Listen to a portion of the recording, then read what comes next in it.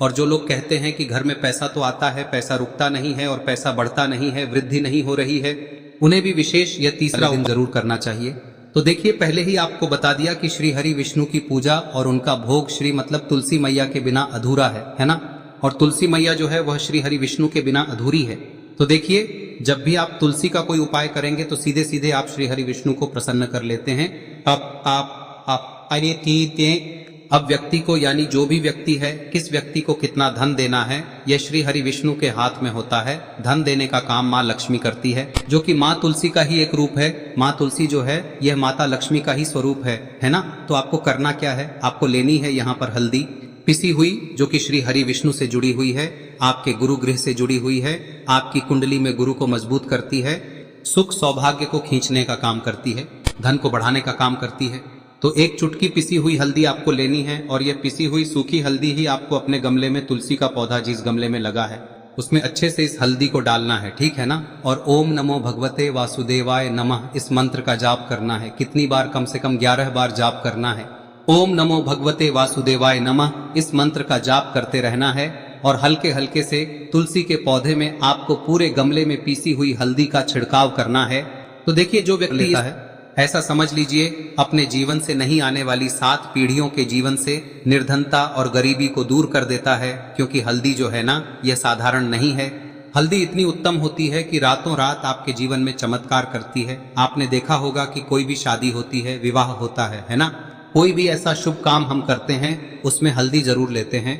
गृह प्रवेश जब हम करते हैं तो हल्दी के स्वास्तिक का निर्माण करते हैं। कोई भी अच्छा काम करने जा रहे हैं, हल्दी उसमें लेते हैं और हल्दी जो है ये आपके गुरु ग्रह को मजबूत कर देती है। अगर कुंडली में गुरु कहीं ना कहीं मजबूत है तो इससे उत्तम का मिलेगा नहीं। बहुत ही उत्तम उपाय है, तुलसी के गमले में एक चुटकी पीसी हुई हल्दी डालना है, तो यह बहुत ही उत्तम उपाय है।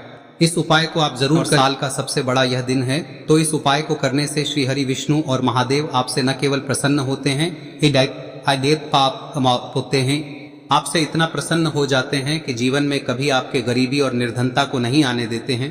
तो चलिए अब बात कर लेते हैं अपने तीसरे उपाय की, जो कि मुख्य द्वार से जुड़ा हुआ है और यह उपाय है स्थिर लक्ष्मी के वास के लिए। ऐसा पैसा आपके घर में आएगा जो आपके घर में ही रुकेगा। ऐसा पैसा कभी आपके घर में नहीं आएगा जो आपके घर से जाएगा और विशेषकर फिजूल खर्ची में जाएगा।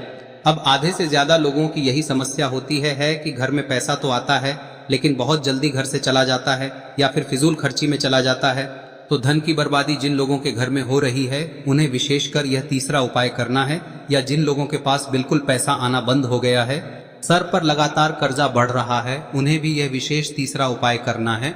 तो देखिए, आपको फिर से क्या लेना है, हल्दी लेनी है पीसी हुई, जो कि श्री हरि विष्णु से ही जुड़ी हुई है ना।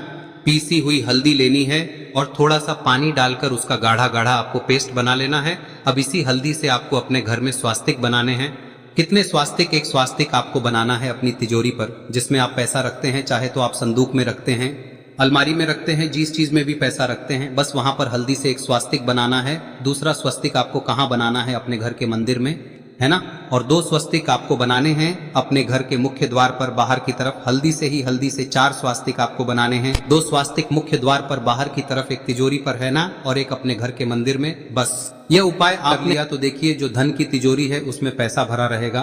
कभी भी धन की तिजोरी धन से खाली नहीं होगी, क्योंकि जहां पर हल्दी का स्वस्तिक एक होता है वहां कभी धन की कमी नहीं होती है।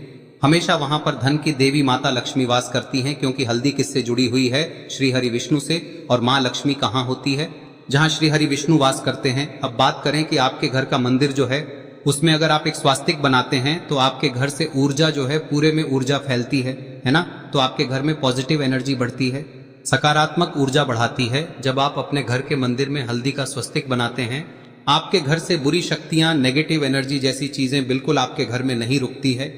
मुख्य द्वार तो इतना उत्तम होता है कि मुख्य द्वार से ही माँ लक्ष्मी की नजर सबसे पहले आपके मुख्य द्वार पर ही पड़ती है।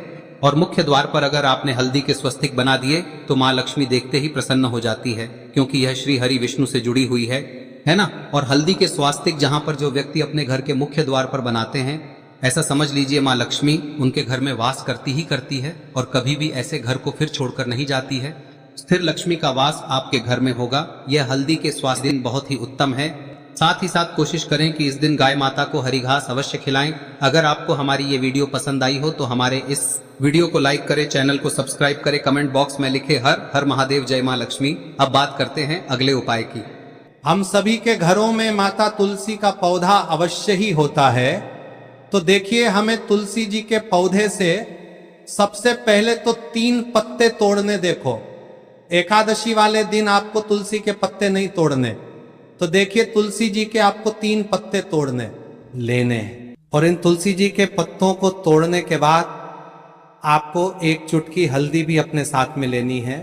हल्दी के अंदर आपको जल मिलाकर के पेस्ट के रूप में तैयार करना है, और इसी के साथ में आपको एक दीपक भी लेना होगा। दीपक आप मिट्टी का भी ले सकते हैं, आटे का भी ले सकते हैं,